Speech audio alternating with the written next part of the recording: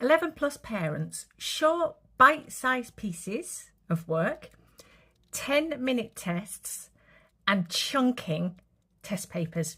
I've made lots of clips before about chunking test papers. It's where you take a chunk of a test paper and you just do that bit. So doing test papers at home can be overwhelming for kids and it can cause burnout very quickly. It's very boring for them to sit and do paper over paper after paper.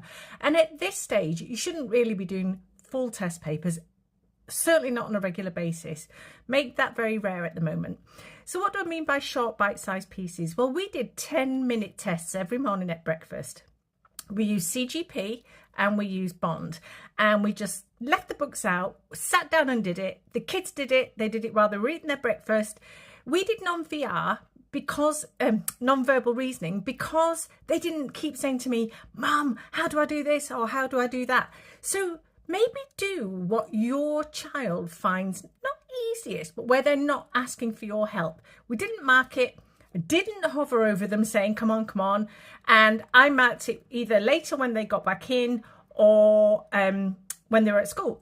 And then we just went over what the mistakes they'd made. So short bite-sized pieces sometimes can be better than doing huge chunks of overwhelming work.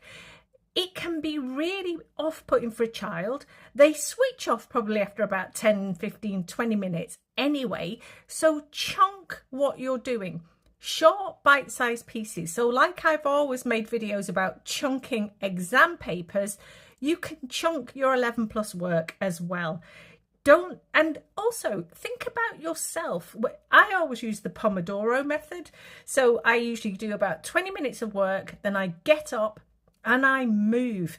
And in my free weekly sessions, which run for an hour, I can see when the kids start spinning on their chairs, when they start pulling faces, sticking their tongue out, they're jumping up and down. They've had enough, because really an hour session is huge for a child. It's huge for me if I'm focusing on something really hard where I really have to think, then I am shattered after 20 minutes. I get up, I put the washing on, I hang the washing out, I do something really boring. Whereas a kid needs to go off and blow off some steam. So short, bite-sized pieces of work, whether that be homework, whether it be study, whatever, will work better. And just remember, if you're doing sessions that are too long, it is likely that they've stopped learning anyway. So it's just worth thinking about.